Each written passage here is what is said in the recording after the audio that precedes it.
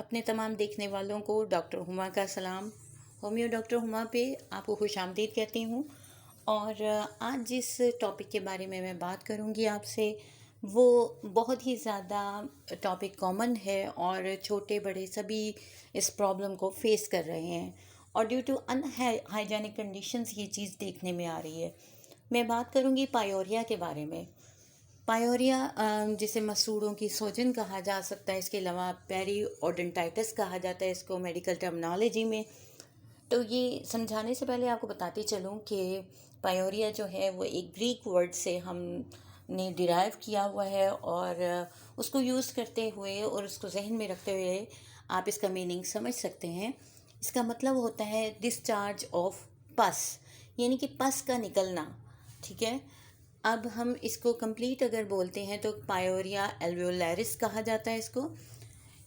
आसान लफ्ज़ों में आपको बताऊंगी कि एन इन्फ्लामेटरी इन्फेक्टिव डिजीज़, यानी एक ऐसी बीमारी है जिसमें इन्फ्लामेशन हो जाती है और ये इन्फेक्शन की वजह से होती है।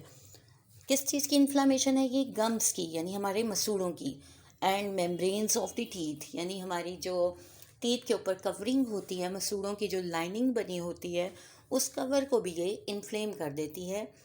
इसमें जो होती है ना टीथ सॉकेट में पस फॉर्मेशन हो जाती है। या फिर क्या होता है कि हमारे टीथ और गम्स के जो मार्जिन होते हैं उनके दरमियान में पस फॉर्मेशन हो जाती है। रिमेंबर, हमारा जो मुंह है, यानी हमारा माउथ, टंग एंड गम्स, इनमें कहीं भी कोई प्रॉब्लम होती है या कोई डिजीज़ होती है तो याद रखिए आपके पास आने वाला जो पेशेंट है वो डेफिनेटली जीआई ट्रैक डिस्टर्बेंसेस का भी शिकार है, यानी कि उसका गैस्ट्रो इंटेस्टिनल ट्रैक यानी उसका हाजमे का निज़ाम डिस्टर्ब है। लिहाजा आपके पास ऐसा कोई पेशेंट आता है तो आप उससे इस टाइप की क्वेश्चनिंग ज़रूर कीजिए। और ऐसा है कि रिकॉग्नाइज फैक्ट आपको बताती चलूँ कि बहुत ज़्यादा मानी जानी हकीकत जिसे कहा जाता है वो है कि oral health is a mirror of your overall health. ठीक है, यानी हमारी जितनी भी हेल्थ है उसका आईना है हमारा जो माउथ है, हमारे जो दांत हैं। तो हमारे दांत उस वक्त तक हेल्दी रहते हैं जब तक हमारे गम्स हेल्दी रहते हैं, यानी हमारे मसूड़े स्ट्रॉन्ग हैं अगर, तो फिर हमारे दांत भी स्ट्रॉन्ग रहेंगे। Otherwise you will start losing your teeth one by one, यानी एक एक करके आप अपने टीथ को लॉस कर देंगे। और गम्स में मैं आपको बताती हूँ कि क्या होता है कि गम्स जो हमारे होते हैं मसूड़े, उनका बहुत ज़बरदस्त रोल है।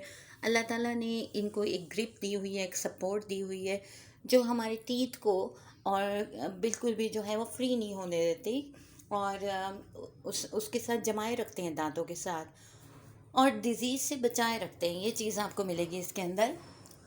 पायोरिया की जो प्रॉब्लम है हमारे मुंह में मौजूद जो टिश्यूज़ होती हैं और बोन्स होती हैं, इनको डिस्टर्ब कर देती है बिल्कुल, यानी ख़राब कर देती है।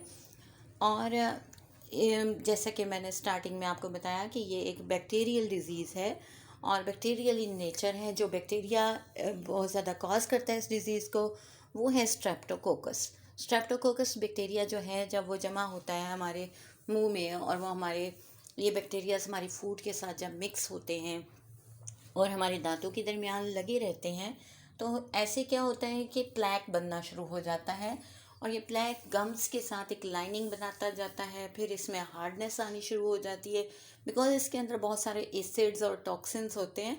तो हार्डनेस जब आती जाती है या फिर ये कैल्सीफाई हो जाता है, कैल्सिफिकेशन हो जाती है, और टार्टर कहते हैं हम इसको। ये टार्टर बन जाता है और इसको बाकायदा तौर पे जब तक साफ़ ना करवाया जाए तो ये प्रॉब्लम होती ही रहती है। अब होता क्या है कि ये जब रह जाता है तो मसूड़ों की सोजन होने लगती है। फिर नेक ऑफ द टूथ जो है वो डिस्ट्रॉय होनी शुरू हो जाती है। फिर मसूड़ों और दांतों के दरमियान में एक पॉकेट सी बन जाती है, यहाँ तक कि मुंह में मौजूद जो बोन्स होती हैं वो भी स्वेल करने लगती हैं इस पॉकेट की वजह से, कि क्योंकि इसमें पस होती है। अब बात करती हूँ आपसे कुछ एक पॉइंट के बारे में कि जैसे शुगर है। शुगर की बीमारी ऐसी बीमारी है जो रिस्क फैक्टर्स में आती है क्योंकि इसमें गम्स बहुत ज़्यादा असरअंदाज होती हैं, इनके ऊपर बहुत असर होता है। आप देखेंगे जितने भी शुगर के पेशेंट आते हैं, कुछ लोगों को तो पता होता है, वो इतनी ऑब्जर्वेशन उनकी होती है, वो बताते हैं कि हमारी जब शुगर बढ़ जाती है तो उस टाइम में हमारे गम्स इन्फ्लेम कर जाते हैं। इसी तरह स्मोकर्स के साथ भी ये प्रॉब्लम होती है। कुछ सिम्टम्स आपको बताती चलूँ कि जिसको पायोरिया होता है, उसमें क्या होता है कि मसूड़े एक तो दुखते भी हैं और फिर स्वॉलन होते हैं, यानी कि सूजे हुए होते हैं, और ब्लीड इजीली, यानी कि ब्रशिंग कर रहे हैं, फ्लॉसिंग कर रहे हैं, तो उससे क्या, हलाल जिसे कहा जाता है, तो उससे क्या होता है कि ब्लीडिंग होने लगती है। फिर बैड ब्रेथ जो है वो सबसे बड़ा साइन है। टीथ लूज़ हो जाते हैं, पेनफुल च्यूइंग होती है, चबाना मुश्किल हो जाता है, पस बन जाती है टीथ में और गम में, सेंसिटिव हो जाते हैं, बहुत ज़्यादा ठंडा गर्म लगता है। इसके अलावा जो है पॉकेट्स बन जाती हैं डीप किस्म की बिटवीन द टीथ और गम मार्जिन्स, ऐसा होता है। और ब्लीडिंग मैंने आपसे बताया कि बहुत जल्दी होने लगती है। साइन कुछ आपको बताती हूँ कि पेशेंट बताता है कि इसका जो है प्रॉब्लम इतना बढ़ गया हुआ है कि वो नाक की हड्डी के साथ साथ पेन करने लगता है। ये चीज़ ऑब्जर्वेशन से पता चलती है आपको। इसके साथ ही साथ कई दफ़ा इन्फेक्शंस जो हो जाती हैं वो लंग इन्फेक्शन है और साथ ही साथ स्टोमेटाइटिस हो जाता है, यानी मुंह पूरा जो है वो अंदर से छाले बन जाते हैं और इस तरह का प्रॉब्लम बन जाता है, ज़ुबान सूज जाती है, फेरेंजाइटिस होता है समटाइम। और रिस्क फैक्टर्स में बाज़-औक़ात, यानी कि अगर इसके अलावा लंग इन्फेक्शंस हो सकती हैं और प्रीमेच्योर लेबर भी हो जाती है सम टाइम। तो ट्रीटमेंट के हवाले से आपको बताती चलूँ कि ये क्योरेबल है।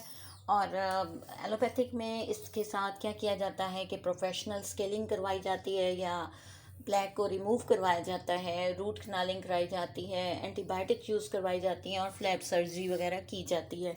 इसके अलावा फ्लॉसिंग ट्वाइस अ डे करें तो बेहतर हो सकता है। स्मोकिंग को छोड़ दीजिए, टूथब्रश कीजिए, ठीक है, फ्लॉसिंग कीजिए, इलेक्ट्रिक जो है वो ब्रश यूज़ करवाए जाते हैं, ये चीज़ें होती हैं।